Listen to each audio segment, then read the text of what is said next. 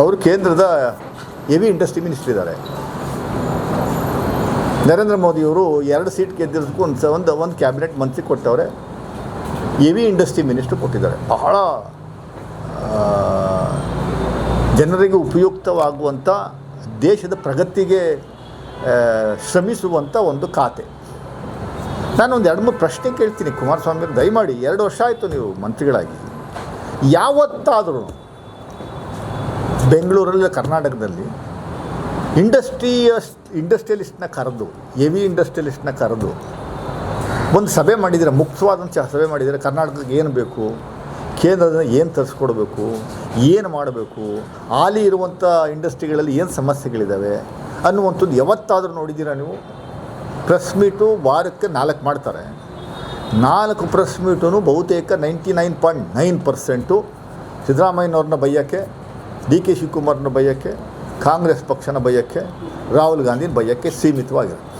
ಒಂದು ದಿವಸ ಅವರ ಖಾತೆಯ ಬಗ್ಗೆ ₹1 ಯೋಜನೆ ಏನಾದರೂ ಕೇಂದ್ರದಿಂದ ತಂದಿರುವಂಥದ್ದಕ್ಕೆ ದಾಖಲೆ ಸಮೇತ ಕೊಡುವಂಥ ವ್ಯವಸ್ಥೆ ಏನಾದರೂ ಮಾಡ್ಕೊಂಡಿದ್ದಾರಾ?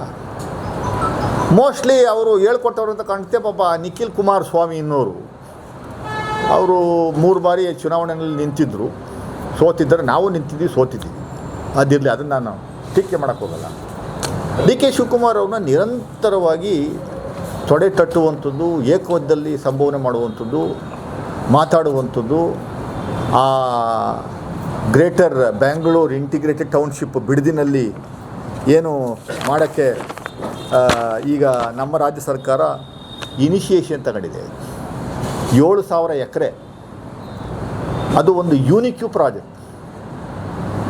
2018ರಲ್ಲಿ 2017ನೇ ಇಸ್ವಿನಲ್ಲಿ ಸಿದ್ದರಾಮಯ್ಯ ಚೀಫ್ ಮಿನಿಸ್ಟರ್ ಆಗಿದ್ದಾಗ, ಹಿಂದೆ ಯಡಿಯೂರಪ್ಪನವರು ಚೀಫ್ ಮಿನಿಸ್ಟರ್ ಆಗಿದ್ದಾಗ, ಕುಮಾರಸ್ವಾಮಿಯವರೇ ಚೀಫ್ ಮಿನಿಸ್ಟರ್ ಆಗಿದ್ದಾಗ 2006ನೇ ಇಸ್ವಿನಲ್ಲಿ ಇದು ಅಪ್ರೂವ್ ಮಾಡೋದಂಥ ಪ್ರಾಜೆಕ್ಟ್, ನೋಟಿಫೈ ಮಾಡೋದಂಥ ಪ್ರಾಜೆಕ್ಟ್ ನಾವು ಮಾಡಿದ್ದಲ್ಲ.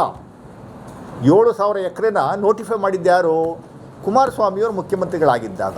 ಟೌನ್ಶಿಪ್ ಬಿಡದಿ ಟೌನ್ಶಿಪ್ ಮಾಡ್ತೀವಿ ಅಂತ. ಇದೇ BJPಯವರು, ಅಶೋಕು, ಸುರೇಶ್ ಕುಮಾರು, ನಮ್ಮ ಮನೋಹರ್ ಹತ್ರ ಎಲ್ಲ ವೀಡಿಯೋ ಕ್ಲಿಪ್ಪಿಂಗ್ ಇದೆ. ಅವರು ಅವತ್ತು ಅಸೆಂಬ್ಲಿನಲ್ಲಿ ದೊಡ್ಡ ಮಟ್ಟದ ಪ್ರಶಂಸೆ ಕುಮಾರಣ್ಣವ್ರಿಗೆ. ಬೆಂಗಳೂರು ಭಯಂಕರವಾಗಿ ಬೆಳೀತಾ ಇದೆ, ಇಲ್ಲಿ ಉಸಿರಾಡೋಕ್ಕೆ ಜಾಗ ಇಲ್ಲ, ಡಿಸೆಂಟ್ರಲೈಸ್ ಮಾಡಿ, ಇಲ್ಲಿಂದ ತಗೊಂಡೋಗಿ ಸುತ್ತಲೂ ಉಪನಗರಗಳನ್ನ ಕ್ರಿಯೇಟ್ ಮಾಡಿ, ಜನಗಳು ಅಲ್ಲೇ ಎಲ್ಲ ಸೌಲಭ್ಯ ಸಿಗಬೇಕು, ಅಲ್ಲೇ ಬರಬೇಕು, ಬೆಂಗಳೂರು ಒಳಗಡೆ ಬರ್ದೇ ಇರೋ ಥರ ನೋಡ್ಕೋಬೇಕು ಅಂತ ಪ್ರಶಂಸೆ ಮಾಡಿದ್ದನ್ನು ಈಗ ಡಿ ಕೆ ಶಿವಕುಮಾರ್ ಅವರು ಆ ಬಿಡದಿ ಟೌನ್ಶಿಪ್ಪನ್ನು is just taking forward. 40-60 ratio, 1 ಎಕರೆಗೆ 2 ಕೋಟಿ, 2 ಕೋಟಿ ಕೊಡೋದಲ್ಲಿ 40-60 ರೇಷಿಯೋದಲ್ಲಿ 40% ಸೈಟ್ಸ್ನ ರೈತರಿಗೆ ಕೊಡುವಂಥದ್ದು. 80-85% ಆಫ್ ದಿ ರೈತರು ಯಾರೂ ಒಪ್ಪಿಗೆ ಇಲ್ಲ ಅಂತ ಹೇಳಿಲ್ಲ, ಎಲ್ಲರೂ ಒಪ್ಪಿಗೆ ಸೂಚಿಸಿದ್ದಾರೆ. ನೋಟಿಫೈ ಆಗಿದೆ, ಕೆಲವರು ಎಲ್ಲ ಸೈನು ಮಾಡಿದ್ದಾರೆ. ಯಾವ ರೈತರು ಅಬ್ಜೆಕ್ಟ್ ಮಾಡ್ತಾ ಇಲ್ಲ ಟೌನ್ಶಿಪ್ಗೆ. ಇದ್ದಕ್ಕಿದ್ದಂಗೆ ಈಗ ಕುಮಾರಸ್ವಾಮಿಯವ್ರ ಫ್ಯಾಮಿಲಿ,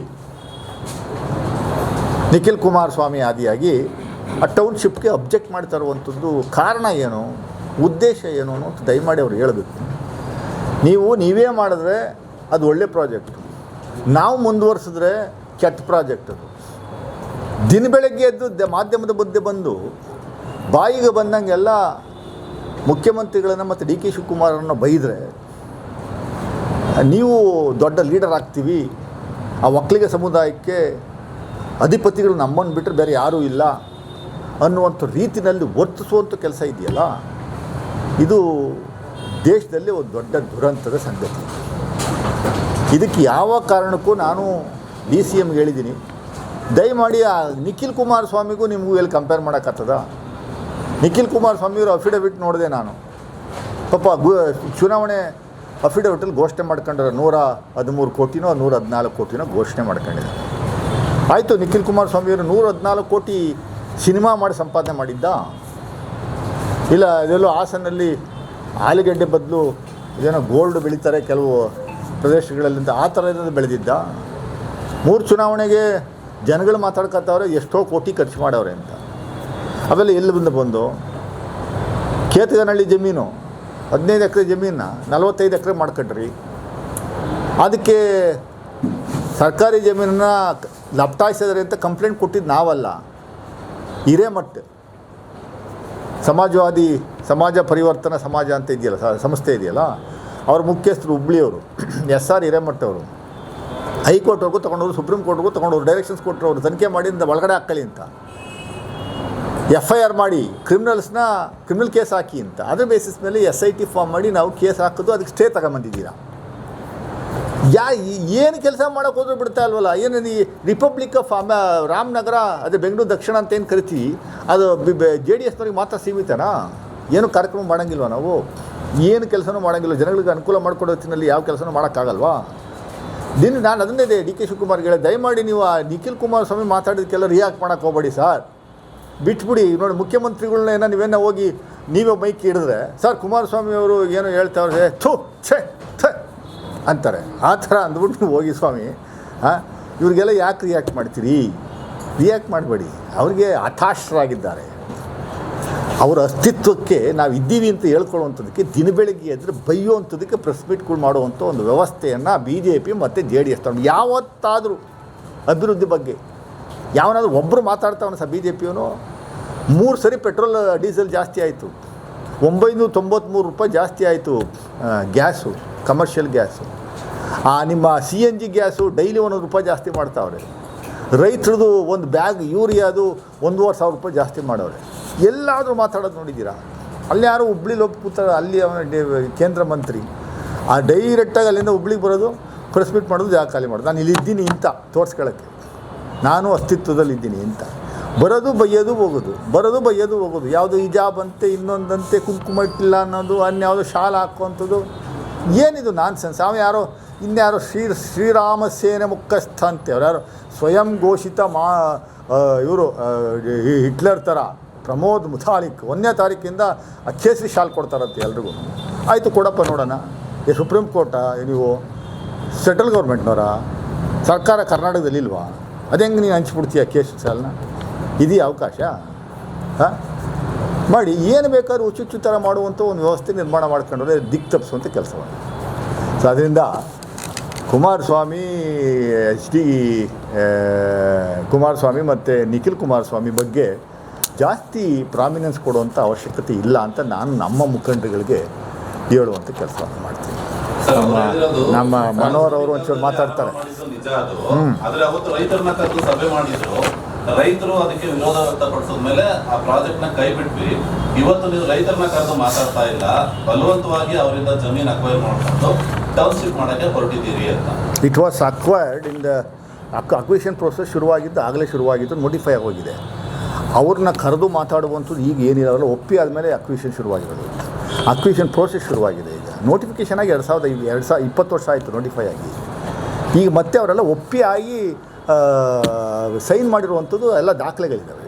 ಇವತ್ತು ಯಾರು ಬಂದು ಅಬ್ಜೆಕ್ಟ್ ಮಾಡುವಂಥ ಕೆಲಸವನ್ನು ಯಾರೂ ಮಾಡಿಲ್ಲ. ಯಾರಾದರೂ ರೈತರು 7,000 ಎಕರೆನಲ್ಲಿ ಯಾರಾದರೂ ರೈತರು ಬಂದು ದಯಮಾಡಿ ನಮ್ಮದು ನಾವು ಕೊಡಲ್ಲ ಅಂತ ಹೇಳುವಂಥ ಕೆಲಸವನ್ನು ಯಾರಾದರೂ ಮಾಡಿದರೆ ಪಟ್ಟಿ ಬಿಡುಗಡೆ ಮಾಡಿದ್ರು. ಆ ಪ್ರತಿಭಟನೆ ಯಾರು ಮಾಡ್ತಾರೆ? ಏನು ತಗೊಂಬಡಿ ಅಂತ ಪ್ರತಿಭಟನೆ ಮಾಡ್ತಾರೆ, ಅವ್ರನ್ನ ಕನ್ವಿನ್ಸ್ ಮಾಡ್ತೀವಿ. ಎಷ್ಟು ಜನ ಮಾಡ್ತಾವ್ರೆ ಅವ್ರನ್ನ ಕನ್ವಿನ್ಸ್ ಮಾಡ್ತೀವಿ. ಅದೆಲ್ಲ JDS ಸ್ಪಾನ್ಸರ್ಡ್ ಕಾರ್ಯಕ್ರಮಗಳು ಒಂದಷ್ಟು ಇರ್ತವೆ, ಅವು ಕನ್ವಿನ್ಸ್ ಮಾಡುವಂಥ ಕೆಲಸವನ್ನು ಮಾಡ್ತೀವಿ. ಅವ್ರದ್ದು ಬೇಡ ಅಂದರೆ ಅವ್ರು ಹೊರತುಪಡಿಸಿ ಬೇರೆಯವ್ರದ್ದು ಮಾಡ್ತೀವಿ ಅಷ್ಟೇ. ಅದರಲ್ಲಿ ನಾವೇನು 60-40 ರೇಷಿಯೋ ನಾವು ಫಿಕ್ಸ್ ಮಾಡಿದ್ದಲ್ಲ ಸರ್, ಕುಮಾರಸ್ವಾಮಿಯವರೇ ಫಿಕ್ಸ್ ಮಾಡಿದ್ದು. ಪ್ಲಸ್ 1 ಎಕರೆಗೆ 2 ಎಕರೆ 2 ಕೋಟಿ ಕೊಡುವಂಥದ್ದು ಅವರೇ ಫಿಕ್ಸ್ ಮಾಡಿ ಅದು ಒಪ್ಪಿ ಇದು ಮಾಡಿದ್ಮೇಲೆ ನೋಟಿಫೈ ಮಾಡಿದ್ದೀವರು. ನಾವು ನೋಟಿಫೈ ಮಾಡಿದ್ದೆಲ್ಲ. ಈಗೇನಾದರೂ ಡಿನೋಟಿಫೈ ಮಾಡೋಕ್ಕೆ ಹೋದರೆ ಕುಮಾರಸ್ವಾಮಿಯವರೇ ಕೇಸ್ ಹಾಕ್ತಾರೆ DK ಶಿವಕುಮಾರ್ ವಿರುದ್ಧ. ಡಿನೋಟಿಫಿಕೇಷನ್ ವಿಚಾರದಲ್ಲಿ ಸಿದ್ದರಾಮಯ್ಯ ಸಾಹೇಬರಿಗೆ ಮತ್ತು ಯಡಿಯೂರಪ್ಪನವ್ರ ಕಥೆ ಆಗಿದೆಯಲ್ಲ, ಕೋರ್ಟಲ್ಲಿ ಅಲಿತಾವ್ರಲ್ಲ, ಆ ಥರ ಡಿನೋಟಿಫಿಕೇಷನನ್ನು ಮಾಡೋಕ್ಕೆ ಹೋದರೆ ತಿರ್ಗಿ ಇವರೇ ಕೇಸ್ ಹಾಕ್ತಾರೆ. ನೋಟಿಫೈ ಆಗಿರುವಂಥ ಲ್ಯಾಂಡ್ ಅದು. ಹೊಸದಾಗಿ ಏನು ನಾವೇನು ಒಕ್ಲೆಬ್ಸುವಂಥ ಕೆಲಸವನ್ನು ಮಾಡ್ತಾಯಿಲ್ಲ. ಮಾನವರು ಮಾತಾಡ್ತಾರೆ. ಇಲ್ಲ ಸರ್, ಅಲ್ಲಿ ರೈತರ ಬಂದಿತ್ತು 1 ಎಕರೆ 1.5 ಎಕರೆ 2 ಎಕರೆ ಇರೋರು. ಅವ್ರು ಹೇಳಿದ್ರು ನಾವೆಲ್ಲ ಸಣ್ಣ ರೈತರಿದ್ದೀವಿ, ನಮ್ಮ ಜಮೀನೆಲ್ಲ ಇಷ್ಟು ಕಡಿಮೆ ಕಿಲೋಮೀಟರ್ ಕೊಡಕ್ಕೆ ಇಷ್ಟ ಇಲ್ಲ, ಇವರು ಸರ್ಕಾರ ಅದು 7,000 ಎಕರೆ. ನನಗಿರುವಂಥ ಮಾಹಿತಿ ಪ್ರಕಾರ ಸುಮಾರು 3,500 ರೈತರ ಹತ್ರ ಜಮೀನು ತಗೊಂಡವ್ರು ಸರ್. 3,000 3,500. ಅವತ್ತು ದೇವೇಗೌಡರು ಸಭೆಗೆ ಬಂದಿದ್ದು ಎಷ್ಟು ಜನ ಸರ್? 3,500 ರೈತರು ಬಂದಿದ್ರಾ? ಎಲ್ಲ ಇಬ್ಬರು ಹೇಳವ್ರೆ ಅಷ್ಟೇ. ಅವ್ರು ಯಾರು ಸರ್? ಅವ್ರ ಸರ್ವೆ ನಂಬರ್ ಏನು ಸರ್? ಅವ್ರು ಹೇಳಲಿ ದಯಮಾಡಿ. ಅವ್ರು ಕೊಡ್ತು ಅಂತ ಹೇಳ್ತಾರೆ, ನಾವು ಪಾಣಿ ಅಲ್ಲಲ್ಲ, ಅದೇ ಪಾಣಿ ಸರ್ವೆ ನಂಬರ್ ಹೇಳಿದ್ರೆ ಅವ್ರು ನಿಜವಾಗ್ಲೂ ಕೊಡೋಕ್ಕಾಗಲ್ಲ ಅಂತ ಅವ್ನು ಹೊರತುಪಡಿಸೋಣ, ಅವ್ನು ತೆಗೆದುಬಿಡೋಣ. 15 ಕುಂಟೆ ಇರೋರನ್ನ ಏನು ಬೆಳೀತಾರಲ್ಲಿ ಅವ್ರನ್ನೇ ಕೇಳ್ಬಿಟ್ಟು 15 ಕುಂಟೆಗೆ ಹೆಂಗಪ್ಪ ಸರ್ವೆ ಆಗ್ತೀಯ ಅನ್ನುವಂಥದ್ದು ಹೇಳ್ಸೋಣ, ನೋ ಪ್ರಾಬ್ಲಮ್. ಎಲ್ಲ ಒನ್ ಟು ಒನ್ ಕೂತ್ಕೊಂಡು ಬಗೆಹರಿಸೋಣ. ಯಾರನ್ನ ಹಿಟ್ಲರ್ ಥರ ಮೇಲೆ ತಂದು ಗನ್ ಪಾಯಿಂಟಲ್ಲಿ ವಸೂಲಿ ಮಾಡ್ಕೊಳ್ಳೋದು ತಗೊಳ್ಳೋವಂಥ ಕೆಲಸವನ್ನು ಯಾರು ಮಾಡ್ತಾ ಇಲ್ಲ. ಯಾರು ಸರ್ಕಾರ ಈ ಸ್ವಂತ ತಗೊಂಡು DK ಶಿವಕುಮಾರ್ ಕಂಪ್ನಿಗೆ ಬರ್ಸ್ಕೊತಾ ಇಲ್ಲ, ಅದು ಸರ್ಕಾರ ಮಾಡ್ತಾ ಇರೋದು. ಸರ್ಕಾರದ ವತಿಯಿಂದನೇ ಸೈಟ್ಗಳನ್ನ ಹಂಚೋದು, ಸರ್ಕಾರದ ವತಿಯಿಂದನೇ ಕಾಂಪನ್ಸೇಷನ್ ಕೊಡೋದು. ಕುಮಾರಸ್ವಾಮಿ ನೇರವಾಗಿ ಆರೋಪ ಮಾಡೋದು ಸರ್ಕಾರನೇ ರಿಯಲ್ ಎಸ್ಟೇಟ್ ಮಾಡ್ತದೆ ಅಂತ. ಸರ್ ಕುಮಾರಸ್ವಾಮಿ ಅದನ್ನೇ ಹೇಳ್ತಾ ಇದ್ದಾರೆ ಸರ್. ಈಗ ಮುಖ್ಯಮಂತ್ರಿಗಳನ್ನ ಕೇಳಿದ್ರೆ ಕುಮಾರಸ್ವಾಮಿ ಹಂಗಂದ್ರು ಹಿಂಗಂದ್ರು ಅಂತ ಬರೀ ಸುಳ್ಳು ಹೇಳುವಂಥವ್ರಿಗೆ ನಾವು ಯಾಕೆ ರಿಯಾಕ್ಟ್ ಮಾಡಬೇಕು ಅಂತಾರೆ. ಸರ್ ಕುಮಾರಸ್ವಾಮಿಯವರು ಯಾವತ್ತಾದರೂ ಒಂದು ನಿಜಾಂಶವನ್ನು ಹೇಳುವಂಥದ್ದು ಏನಾದರೂ ಮಾಡಿದ್ದಾರೆ ಸರ್? ನೀವೇನಾದರೂ ಕುಮಾರಸ್ವಾಮಿ ವಿರುದ್ಧ ಮತ್ತೊಂದು ಇನ್ನೊಂದು ಮಾತಾಡಿದ್ರೆ ನಾವು ನನ್ನ ವಿರುದ್ಧ ಈ ವ್ಯಾಟ್ಸಾಪ್ ಇದರಲ್ಲಿ ಸೋಷಿಯಲ್ ಮೀಡ್ಯಾದಲ್ಲಿ BJPಯವರು ಇವರೆಲ್ಲ ಸೇರಿಕೊಂಡು ಬಾಯಿಗೆ ಬಂದಂಗೆಲ್ಲ ಮೆಸೇಜ್ ಹಾಕ್ತಾರೆ, ಎಲ್ಲ ₹2 ಅಂಧಭಕ್ತರು. ಅದಕ್ಕೆಲ್ಲ ತಲೆ ಕೆಡಿಸ್ಕೊಂಡು ಕೂತ್ಕೊಂಡ್ರೆ ಮತ್ತೆ ನಾವು ಕೆಲಸ ಮಾಡೋದು ಹೆಂಗೆ? ಯಾವ ಕೆಲಸನೂ ಮಾಡೋಕ್ಕಾಗಲ್ಲ, ಏನೂ ಮಾಡೋಕ್ಕಾಗಲ್ಲ. ನಮ್ಮ ಪಾಡಿಗೆ ನಾವು ಮಾಡ್ಕೊಂಡು ಹೋಗ್ತೀವಿ ಅಂತೆಲ್ಲ ಎಲ್ಲ ರೈತರು ಒಪ್ಪಿಸೇ ಮಾಡ್ತಾ ಇರೋದು. ಏನು ಅಭಿವೃದ್ಧಿ ಕಾರ್ಯಕ್ರಮ ಮಾಡಬೇಕಾ ಇಲ್ಲ ಭಾವನಾತ್ಮಕ ವಿಚಾರಗಳನ್ನು 4 ವರ್ಷ BJPಯವರು ಹಿಜಾಬು, ಕಲ್ಲಂಗಡಿ ಹಣ್ಣು, ಅದು ಕಳ್ಳೆಪುರಿ ಮಾಡ್ತಿದ್ದವನು ಹೊಡೆದಿದ್ದು, ಆಮೇಲೆ ಇನ್ನೇನೋ ಎಲ್ಲ ಮಾಡ್ಕೊಂಬಂದ್ರಲ್ಲ, ಅದೇ ಥರ ನಾವು ಮಾಡಬೇಕು ಅಂತ ಎಕ್ಸ್ಪೆಕ್ಟ್ ಮಾಡ್ತೀರಾ ನೀವು? You expect Congress government also to do the same thing like how BJP are doing? ಅಭಿವೃದ್ಧಿ ಮಾಡೋಕ್ಕೆ ಕೃಷಿ ಭೂಮಿನೇ ಬೇಕಾಗಿತ್ತು ನಿಮಗೆ, ಬೇರೆ ಯಾವುದು ಬೇಕಾಗಿಲ್ಲ. ಇನ್ನೆಲ್ಲಿ 7,000 ಎಕರೆ ಎಲ್ಲಿದೆ ಹೇಳಿ ಸರ್? ನಮ್ಮಲ್ಲಿ ತಗತ್ತೀವಿ. 9,600 ಆಯಿತು, 10,000 ಎಕರೆ ಸರ್. ಎಲ್ಲಿ ಸಿಗುತ್ತೆ ಸರ್ ಒಂದೇ ಕಡೆ? ದಯಮಾಡಿ ಹೇಳಿ ಸರ್. ಅಲ್ಲ, ಎಲ್ಲಿದೆ ತೋರಿಸಿ. ಈ ಪ್ರಶ್ನೆನ ನೀವು ಕುಮಾರಸ್ವಾಮಿ ಕೇಳಬೇಕಾಗಿತ್ತು. ನೋಟಿಫೈ ಮಾಡಿದ್ದು ಅವರೇನೆ, ಅವ್ರು ನೋಡಿದ್ದು. ನಾವು ರೈತರ ಪರ, ರೈತರು ಒಪ್ಪೇ ತಗೊಳ್ತಾ ಇರೋದು. ನೀವು ಈಗ 10,000 ಎಕರೆ ಪರವಾಗಿ 10,000 ಎಕರೆ ಓನರ್ಸ್ ಪರವಾಗಿ ತಾವು ರೆಪ್ರೆಸೆಂಟ್ ಮಾಡ್ತಾ ಇದ್ದೀರಾ ಹೇಗೆ? ಏನು ನಿಮ್ಮನ್ನೆಲ್ಲ ಹೇಳ್ತಾ ಇರೋದು JDSನ? ಅವರೆಲ್ಲರೂ ಪರವಾಗಿ ಇವ್ರು ರೆಪ್ರೆಸೆಂಟ್ ಮಾಡುವಂಥ ಏನೋ ಪವರ್ ಆಫ್ ಅಟರ್ನಿ ಕೊಟ್ಟವ್ರ? ಜನರಲ್ ಪವರ್ ಆಫ್ ಅಟರ್ನಿ ಅಷ್ಟು ಜನನು ಸೈನ್ ಮಾಡಿ ನಾವು ಕೊಡಲ್ಲ ಅಂತ ಕೊಟ್ಟಿದ್ದ ಬೇಡ, ಅವ್ರು ಒಪ್ಪಿ ತಾನೇ ಮಾಡ್ತಾ ಇರೋದು. ನಾವು ಎಷ್ಟು ಜನ ಸಲ್ಲಿಸಿದ್ದಾರೆ ಸರ್? ಸುಳ್ಳು ಸುಳ್ಳು ಸುಳ್ಳು. ಆ ಜಾಗ ನೋಡಿದ್ದೀವಿ, ಎಲ್ಲ ಡಾಕ್ಯುಮೆಂಟ್ ನಾನು ಕೊಡ್ತೀನಿ ನಿಮಗೆ, ಅವೆಲ್ಲ ಸುಳ್ಳು. ಅವ್ರು ಹೇಳ್ತಾ ಇರುವಂಥದ್ದು ಸುಳ್ಳು. 3,000 ರೈತರು ಸಬ್ಮಿಟ್ ಮಾಡಿರುವಂಥದ್ದೆಲ್ಲ ಸುಳ್ಳು. ಟೋಟಲ್ ನಂಬರ್ ಆಫ್ ಫಾರ್ಮರ್ಸ್ ಇರೋದೇ 3,400. ಸುಳ್ಳು ಮಾಹಿತಿ ನಿಮ್ಮ ಹತ್ರ ಬೇಕಾದಷ್ಟಿದೆ ಅಂತ ಗೊತ್ತಾಯಿತು. ಸುಳ್ಳು ಮಾಹಿತಿ ನನ್ನ ಹತ್ರ ಇಲ್ಲ, ನೀವು ಹೇಳ್ತಾ ಇರುವಂಥದ್ದು ಎಲ್ಲ ಅವರು JDSನವ್ರು ಹೇಳೋದನ್ನ ನೀವು ಹೇಳ್ತಾ ಇದ್ದೀರ ಅಷ್ಟೇ. ಗ್ರೌಂಡ್ ರಿಯಾಲಿಟಿ ಅಲ್ಲ. ಅಲ್ಲಲ್ಲ, ರಿಯಾಲಿಟಿ ನಾವು ಹೇಳ್ತಾ ಇದ್ದೀವಲ್ಲ. ಯಾರು 3,600? ಅಲ್ಲ, ನಂಬಿ ಬಿಡಿ, ನೀವು ಕೇಳಿದ ಪ್ರಶ್ನೆಗೆ ನಾವು ಉತ್ತರ ಕೊಟ್ಟಿದ್ದೀವಿ. ನೀವು ನಂಬಿ ಅಂತ ನಾನೇನು ಫೋರ್ಸ್ ಮಾಡ್ತಾ ಇಲ್ವಲ್ಲ ನಿಮಗೆ. ಡಾಕ್ಯುಮೆಂಟ್ ಸಮೇತ ನಾವು ಬರ್ತೀವಿ, ಎಲ್ಲಿ ಬರ್ಬೇಕು ಹೇಳಿ. DK ಶಿವಕುಮಾರ್ ಹೇಳೋರಲ್ಲ, ಕರೀರಿ, ಒಂದು ಡೇಟ್ ಫಿಕ್ಸ್ ಮಾಡಿ, ಟೈಮ್ ಫಿಕ್ಸ್ ಮಾಡಿ, ಡೇಟ್ ಫಿಕ್ಸ್ ಮಾಡಿ.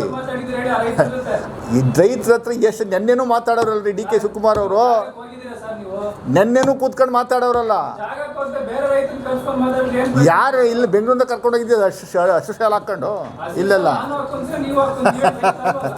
ಆ ಥರ ಎಲ್ಲ ಬಿಡಿ. ನಾವೆಲ್ಲ ರೈತರ ಮಕ್ಕಳು ಹೊಲ ಹೊತ್ತು ಬಂದಿದ್ದೀವಿ. ಪಾಪ ನೀವು ಹೇಳುವಂಥ ರೀತಿನಲ್ಲ. ಗ್ರೌಂಡ್ ರಿಯಾಲಿಟಿ ಮತ್ತು ಮಾಹಿತಿ ಇಲ್ಲದೆ ನಾನು ಮಾತಾಡೋಲ್ಲ ಯಾವತ್ತೂ. ಸರ್, 2 ವರ್ಷಗಳಲ್ಲಿ 5,300 ಜನ ರೈತರು ಆತ್ಮಹತ್ಯೆ ಮಾಡಿಕೊಂಡಾರ. ಸರ್ಕಾರ ಆರೋಪ ಮಾಡ್ತಾರೆ.